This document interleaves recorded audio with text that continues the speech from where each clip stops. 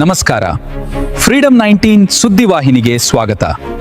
ಇಂದಿನ ಮುಖ್ಯ ಸುದ್ದಿಗಳತ್ತ ಗಮನ ಹರಿಸೋಣ.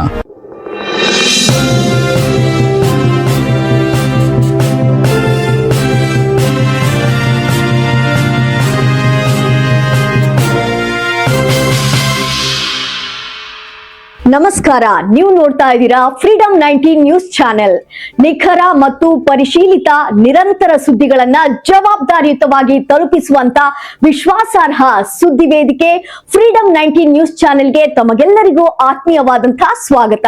ಬನ್ನಿ ಇವತ್ತಿನ ಸುದ್ದಿಗಳನ್ನ ನೋಡೋಣ.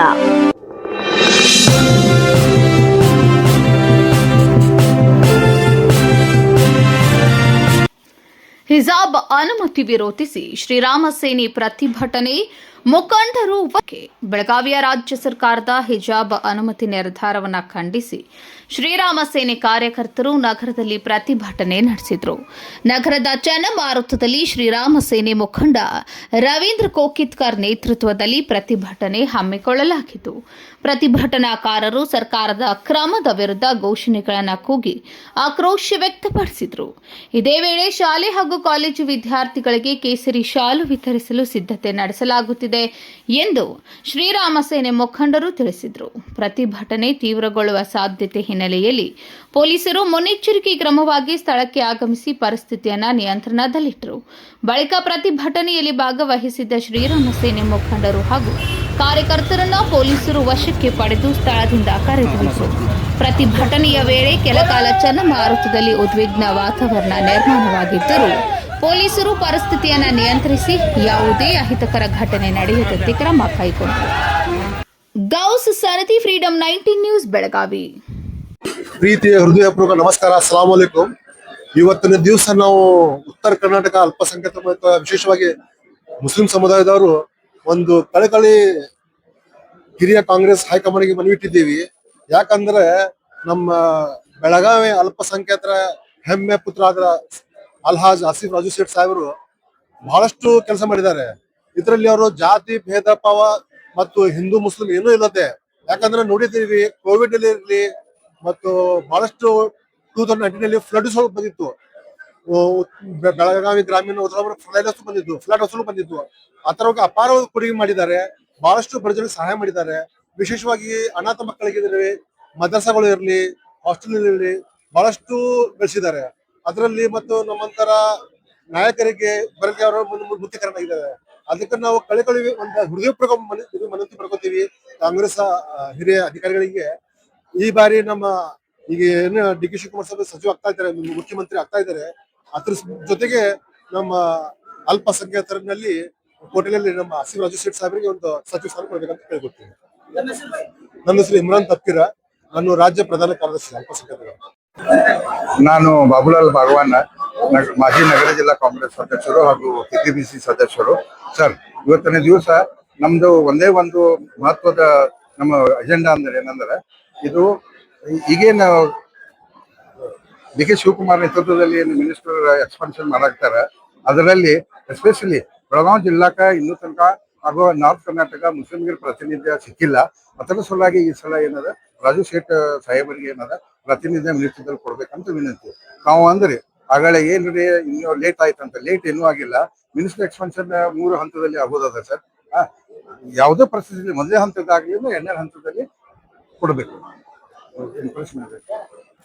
ಈಗ ಏನು ಬೆಂಬಲ ಹಾ ಈ ಬೆಂಬಲ ಎಲ್ಲಿವರೆಗೂ ಇರುತ್ತೆ ಸರ್? ಇದು ಬೆಂಬಲ ನಮ್ಮ ಸಂಪೂರ್ಣ ನಮ್ಮ ಏನ್ ಡಿಮಾಂಡ್ ಅದಾವು ಪೂರ್ಣ ಆಗೋ ಮಟ್ಟ ಈ ಸಲ ನಮ್ಮ ಹೋರಾಟ ಇರುವುದು ಸರ್.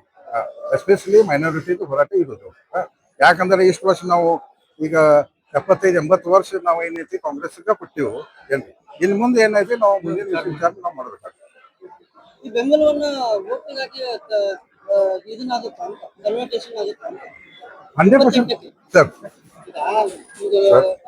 2028 ಏನದ ನಾವು ಎಲ್ಲರೂ ಕೂಡಿ ನಾವು 28ಕ್ಕೆ 100% ನಾವು ಆರಿಸ್ತರ್ತೇವೆ. ಅದರಲ್ಲಿ ಏನೂ ಅಭ್ಯಂತರ ಇಲ್ಲ. ಮುಂದಿನ ಸಲ ಮತ್ತು ಡಿ ಕೆ ಶಿವಕುಮಾರ್ ಅವರು ಮುಖ್ಯಮಂತ್ರಿಗಳಾಗಿ ಮುಂದುವರಿತಾರೆ. ಆದ್ರೆ ಅವರು ಎಸ್ಪೆಷಲಿ ಮೈನಾರಿಟಿ ಮುಸ್ಲಿಮರ ಕಾನ್ಫಿಡೆನ್ಸ್ ತಗೋಬೇಕು. ತಗೊಂಡ್ರೆ ಏನಾಗ್ತದೆ, ಸಕ್ಸಸ್ ಆಗ್ತೇವೆ ಅಂತ ನಾವು ಈ ಹೈಕಮಾಂಡಕ್ಕೆ ನಾವು ಸಂದೇಶ ಕೊಡೋಣ. ಬಾಬುಲಾಲ್ ಭಾಗವಾನ, ಮಾಜಿ ನಗರ ಜಿಲ್ಲಾ ಕಾಂಗ್ರೆಸ್ ಅಧ್ಯಕ್ಷರು ಹಾಗೂ ಕೆಪಿಸಿಸಿ ಸದಸ್ಯರು, ಬೆಳಗಾವಿ. ಮಂತ್ರಿ ಸ್ಥಾನನ ಕೇಳ್ತಾ ಇದ್ರಿ, ಲೇಟ್ ಆಗಿಲ್ವಾ ಅಂತ? ಇಲ್ಲ, ಲೇಟ್ ಅನ್ನೋದು ಏನಿಲ್ಲ. ಈಗ ಕೆಲವೊಂದು ಶಾಸಕ ಮಂತ್ರಿ ಸ್ಥಾನ ಕೊಡ್ತಾರೆ, ಇನ್ನು ಕೆಲವೊಂದು ಶಾಸಕ ಮಂತ್ರಿ ಸ್ಥಾನ ಡಿಸೈಡ್ ಆಗಿಲ್ಲ. ನಾವು ಬಹಳಷ್ಟು ವರ್ಷದಿಂದ ನಾವು ಏನಪ್ಪಾ ಅಂದ್ರ ರಮೇಶ್ ಕುರ್ಚಿ ಅವರು 10 ವರ್ಷ ಎಂ ಎಲ್ ಇದ್ರು, ಫಿರೋಜ್ ಶೇಟ್ ಸಾಹೇಬ್ರು 10 ವರ್ಷ ಎಂ ಎಲ್ ಇದ್ರು ಉತ್ತರಕ್ಕ. ಈಗ ರಾಜು ಶೇಟ್ ಅವರು ಎಂ ಎಲ್ ಇದ್ದಾರು. ನಾವು ಬಹಳ ದಿವಸದಿಂದ ಒಂದು ಬೇಡಿಕೆ ಇದೆ, ಏನಪ್ಪಾ ಅಂದ್ರೆ ನಮ್ಮ ನಾರ್ತ್ಕ ಮುಸ್ಲಿಂ ಮೈನಾರಿಟಿ ವತಿಯಿಂದ ನಮ್ಮ ಆಸಿಫ್ ರಾಜು ಶೇಟ್ ಅವರಿಗೆ ಮಂತ್ರಿ ಸ್ಥಾನ ಕೊಡ್ಬೇಕಂತ ನಾವು ಎಲ್ಲಾ ಸಮಾಜವರು ಇವತ್ತು ಕೂಡಿಕೊಂಡು ನಾವು ಒಂದು ಪತ್ರಿಕಾಗೋಷ್ಠಿ ಕಳೆದು ಒಂದು ಒತ್ತಾಯ ಮಾಡ್ತಾ ಇದ್ವಿ ಸರ್ಕಾರ. ಈಗ ಒಂದ್ ವೇಳೆ ಏನಾದ್ರು ಮುಂದಿನ ನಡೆ ಏನಾಗಿದೆ? ಮುಂದಿನ ನಡೆ ಏನಂದ್ರೆ ನಾವು ಸಮಾಜದವ್ರು ಎಲ್ಲರೂ ಕುಡ್ಕೊಂಡು ಮುಂದಿನ ರೂಪರೇಷೆಗಳನ್ನ ಹಾಕೊಂಡು ಅದ್ರ ಬಗ್ಗೆ ಚರ್ಚ್ಕೊಂಡು ನಾವೊಂದ ಏನಪ್ಪ ಹೋರಾಟ ಮಾಡೋದಾದ್ರೆ ನಾವೊಂದು ಉಗ್ರವಾದ ಹೋರಾಟ ಮಾಡ್ತೀವಿ. ಯಾಕಂತಂದ್ರೆ ಸರ್ಕಾರ ಏನೇನು ಅಲ್ಪಸಂಖ್ಯಾತರ ವೋಟ್ಗಳನ್ನ ಬಳಸ್ಕೊಳ್ತೀವಿ, ಸ್ಥಾನಮಾನ ಕೊಡೋದ್ರಲ್ಲಿ ಹಿಂದೆ ಆಗ್ತಾ ಇದೆ. ಹಾಗೇನಿಲ್ಲ, ಬಳಸ್ಕೋತಾರು ಸ್ಥಾನಮಾನ ಕೊಡ್ಲಿಕ್ಕೆ ಅದಲ್ಲ. ಆದ್ರೆ ಎಲ್ಲರೂ ಸ್ಥಾನಮಾನ ಕೊಡಾಕತ್ತಾರ. ಕಾಂಗ್ರೆಸ್ ಅವರು ಯಾವಾಗೂ ಹಾಗೇನೇನ್ ಮಾಡಿಲ್ಲ. ಆದ್ರ ಈ ನಮ್ ರಾಜು ಶೇಟ್ ಅವರು ಬಹಳ ನೆಚ್ಚಿನ ಹಾಗೂ ಜನಪ್ರಿಯ ನಾಯಕರು. ಒಂದು ಸೇಟ್ ಫ್ಯಾಮಿಲಿ ಅಂದ್ರೆ ಅವ್ರದ್ದೊಂದು ಹೆಸರು. ಸೇಟ್ ಅಂದ್ರೆ ಒಂದು ಡೆವಲಪ್ಮೆಂಟ್ ಲೀಡರ್ಶಿಪ್.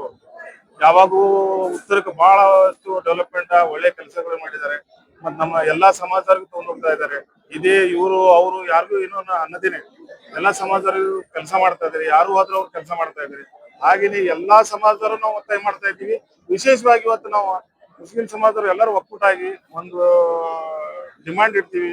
ಯಾಕಂದ್ರಪ್ಪ ಆಸಿಫ್ ರಾಜು ಶೇಟ್ ಅವರಿಗೆ ಒಂದು ಮಂತ್ರಿ ಸ್ಥಾನ ಕೊಟ್ಟು ನಮಗೆ ನ್ಯಾಯ ಕೊಡ್ಬೇಕಾಗಿ ಕೇಳ್ಕೊಳ್ತೀವಿ. ಮತ್ತು ಕೋವಿಡ್ ಮೇಲೆ ಬಹಳಷ್ಟು ಕೆಲಸ ಮಾಡಿದ್ದಾರೆ ಆಸಿಫ್ ರಾಜು ಶೇಟ್. ಯಾರು ಬರ್ತಾ ಇದ್ರಿಕಿಲ್ಲ, ಯಾರಿಗೂ ರಾಷನ್ ಸಿಗ್ತಾ ಇರಕ್ಕಿಲ್ಲ, ಔಷಧ ಸಿಗ್ತಾ ಇರಕ್ಕಿಲ್ಲ, ಹಾಸ್ಪಿಟಲ್ ಅಡ್ಮಿಟ್ ಮಾಡ್ತಾ ಇರ್ತಿರ್ಕಿಲ್ಲ. ಆದ್ರೆ ಆಕ್ಸಿಜನ್ ಸಿಗ್ತಾ ಇರ್ಕಿಲ್ಲ. ಆಕ್ಸಿಜನ್ ಅಂತೂ ಎಷ್ಟು ದುಡ್ಡಾಗಿತ್ತು, ಇನ್ನೊಂದು ಇಂಜೆಕ್ಷನ್ ಗುಳಿಗೆ ಎಲ್ಲ ದುಡ್ಡಾಗಿತ್ತು. ಆಸಿಫ್ ರಾಜು ಏನಂತ ಕೋವಿಡ್ ನಲ್ಲಿ ದುಡಿದಂತ ಅವರು ಶ್ರಮ ವಹಿಸಿದಂತ ಅವ್ರದ್ದು ಹೇಳ್ಕೊಳ್ಳೋಷ್ಟು ನಾವು ಎತ್ತು ಹೇಳ್ಕೊಂಡ್ರು ಕಡಿಮೆ ಇದೆ. ಆ ಕಾರಣಕ್ಕಾಗಿ ಎಲ್ಲ ಡಿಪೆಂಡ್ ಕಾಂಗ್ರೆಸ್ ಹೈಕಮಾಂಡ್ ಮೇಲೆ ಇದೆ. ಇಲ್ಲಿ ರಾಜಕೀಯ ಮುಖ್ಯಮಂತ್ರಿಗೂ ಯಾವುದು ಶಕ್ತಿ ಇರೋದಿಲ್ಲ, ಎಲ್ಲ ಕೂಡ ಹೈಕಮಾಂಡ್ ನಿರ್ಧಾರ ಇದೆ. ಹಾಗೇನಿಲ್ಲ, ಕೆಲವೊಂದು ವಿಷಯಗಳಲ್ಲಿ ಹೈಕಮಾಂಡ್ ಇರುತ್ತೆ, ಕೆಲವೊಂದು ವಿಷಯಗಳಲ್ಲಿ ನಮ್ಮ ರಾಜ್ಯದ ಅಧ್ಯಕ್ಷರ ಕೆಪಿಸಿಸಿ ಅಧ್ಯಕ್ಷರಾದ ಅವ್ರಿಗೂ ಬಿಟ್ಟು ವಿಷಯ ಇರ್ತದೆ. ಜಿಲ್ಲಾ ನಮ್ಮ ಮುಖಂಡರಾದ ಹಿರಿಯರಾದಂತ ಸತೀಶಣ್ಣ ಜಾರಕಿಹೊಳಿ ಅವ್ರಿಗೂ ಬಿಟ್ಟು ವಿಷಯ ಇರ್ತದೆ. ಅದು ನಾವು ಒಂದು ಬೇಡಿಕೆ ಇಟ್ಟಿದೀವಿ. ಎಲ್ಲ ಸತೀಶಣ್ಣ ಜಾರಕಿಹೊಳಿಗೂ ಬೇಡಿಕೆ ಇಟ್ಟಿದ್ದೀವಿ. ನಮ್ಮ ಕೆಪಿಸಿಸಿ ಅಧ್ಯಕ್ಷರಾದಂತ DK ಶಿವಮೊಗ್ಗ ಅವ್ರಿಗೂ ಬೇಡಿಕೆ ಇಟ್ಟಿದ್ದೀವಿ.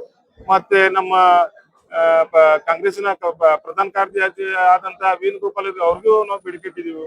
ಮತ್ತ ಕರ್ನಾಟಕ ರಾಜ್ಯದ ಉಸ್ತುವಾರಿ ವಹಿಸಿದ ಸುರ್ಜೇವಾಲಾ ಅವ್ರಿಗೂ ಬೇಡಿಕೆ ಇಟ್ಟಿದ್ದೀವಿ. ಎಲ್ಲರಿಗೂ ಬೇಡಿಕೆ ಇಟ್ಟಿದ್ದೀವಿ. ಎಲ್ಲರೂ ಒತ್ತಾಯ ಮಾಡ್ತಿದ್ದೀವಿ. ಇವತ್ತು ವಿಶೇಷವಾಗಿ ನಾವು ಮುಸ್ಲಿಂ ಸಮಾಜರು ಸುದ್ದಿಗೋಷ್ಠಿ ಕರೆಯೋ ಉದ್ದೇಶ ಏನಂದ್ರೆ ನಮಗ ಒಂದು ನ್ಯಾಯ ದೊರಕಿಸಿಕೊಡ್ರಿ ನಮ್ಮ ನಾರ್ತ್ ಅಂತ ಹೇಳಿ. ರೆಹಮಾನ್ ನದಾಬ್, ವಕೀಲರು, ಬೆಳಗಾವಿ. ಪ್ರಮುಖ ಸುದ್ದಿಗಳು. ಕರ್ನಾಟಕದ ಪ್ರತಿಯೊಂದು ಮೂಲೆಗೂ ನಿಖರ ಮತ್ತು ಪರಿಶೀಲಿತ ಮಾಹಿತಿಯನ್ನು ಜವಾಬ್ದಾರಿಯುತವಾಗಿ ತಲುಪಿಸುವಂತಹ ಪ್ರಯತ್ನದಲ್ಲಿ ನಾವು ಸದಾ ನಿಮ್ಮ ಜೊತೆ. ಫ್ರೀಡಂ 19 ನ್ಯೂಸ್ ಚಾನೆಲ್ನ ವೀಕ್ಷಕರಿಗೆ ಧನ್ಯವಾದಗಳು. ಮತ್ತೆ ಭೇಟಿಯಾಗೋಣ ಮುಂದಿನ ಸುದ್ದಿಗಳೊಂದಿಗೆ. ನಮಸ್ಕಾರ.